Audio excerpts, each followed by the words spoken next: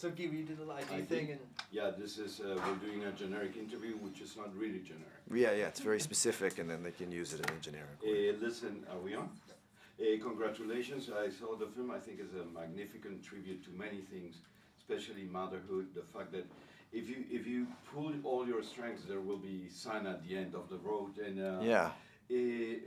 where did you get this incredible sensibility to explore this stuff like that? I know you grew up in an isolated town south of Ontario, Toronto.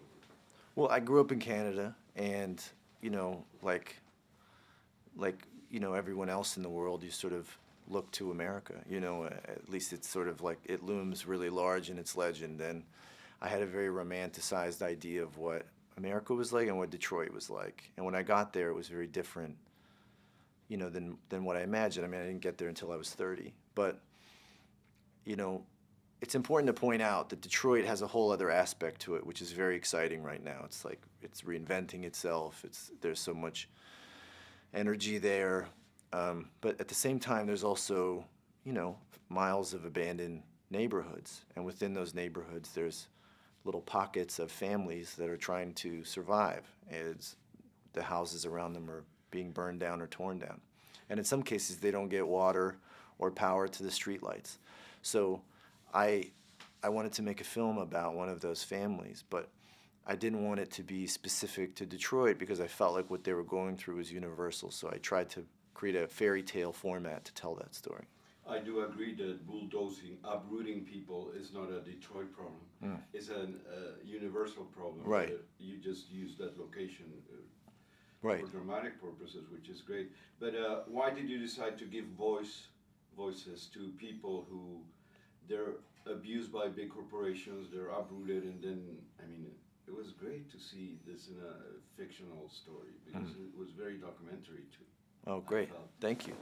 Yeah, well, I wanted to tell the story of this family that was trying to survive and make the best of the hand that they've been given.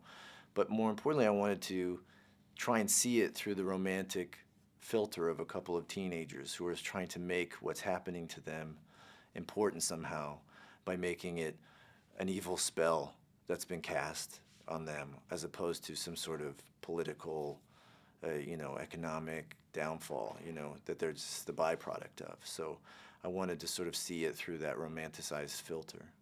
Also, I love the fact that all the women in the film are represented with respect and they're very strong and they're leading things.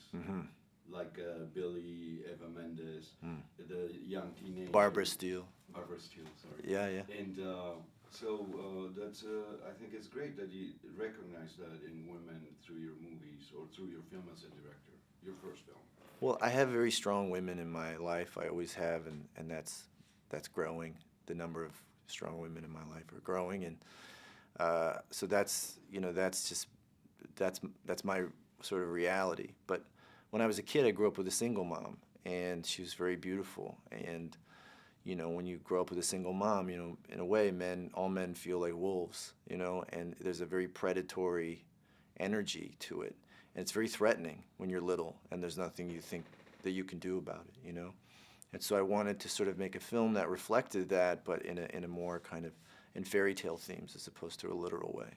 Sometimes I felt in a Terrence Malick movie or Fellini or Pasolini because there's the cruel fantasy which is beautiful, like the burlesque cabaret. I mean, it's amazing. And where did you come up with that idea, considering that you're very young, I think, compared to Fellini or other people? Which are you speaking about, the club and yeah. Burlesque cabaret. Well, the truth is about these kind of environments. A lot of times after a natural disaster or a hurricane, these kind of environments attract people with very dark intentions and fantasies because nobody's watching and they can get away with whatever, sort of dark fantasy they're trying to enact. And as opposed to dealing with that in a literal way, I wanted to try and find a way to create a place that maybe an investor might think he could create for people to enact their dark fantasies. And in doing research, I realized that the Grand Guignol and the Hell Cafe and the Death Cafe, that in the early 19th century there was this sort of macabre entertainment scene of like murder theater that was going on in France, and I thought it was perfect for this setting in this film. For many people, the film is a tribute to many great filmmakers. Were you conscious of this? Like some people say, oh, I see David Cronenberg, I see Terrence Malick, I see Fellini, I see maybe Herzog or Right. Fassbender or Yeah. Guillermo del Toro. Right. Maybe you grew up loving those filmmakers. Yeah, I grew up loving film, but you know, the reality is that when you make a movie, the thing that influences your movie most are, first of all, you're a cinematographer and the environment. And so Benoit Debie, who's my cinematographer, is one of the best cinematographers in the world, you know. He was a huge influence on the style of the film. But also, you know, the fact that, for instance, like, you know, the little boy in my movie, he was afraid of the camera. So, you know, all of your plans go out the window when you're dealing with that, and we had to become like nature photographers and hide in the bushes with the long lenses just to get a scene with him, you know. So he was a little like a tiger. He was like a bird waiting to come out of the nest, you know. So you have to throw all your storyboards and plans out the window in order to accommodate that. But that gives your movie its style, and it gives it its own character. A lot of cases in this movie, there were people in the neighborhood who wanted to be in the scenes, and there was no telling them no. So we just adapted, and we changed our plans and allowed them to come out of Detroit and into Lost River.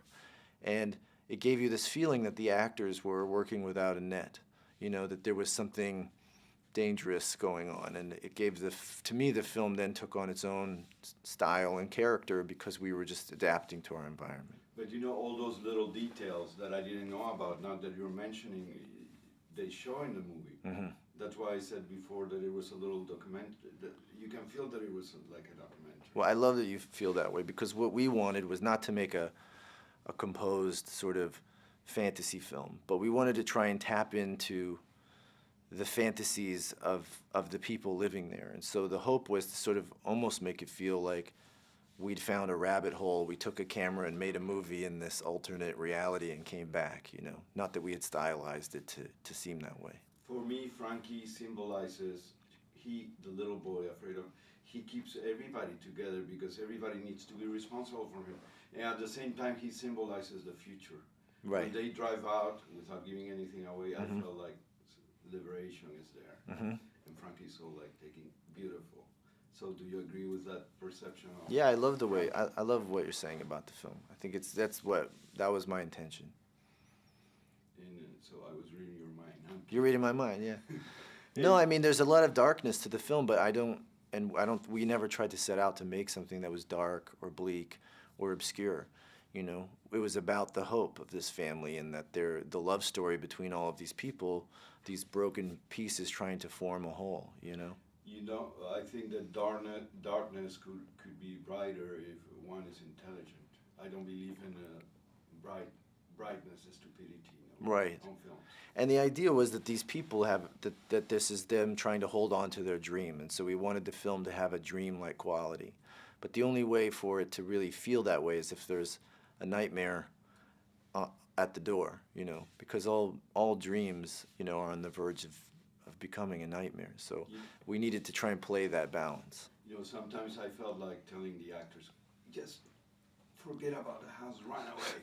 Right. But then you understand that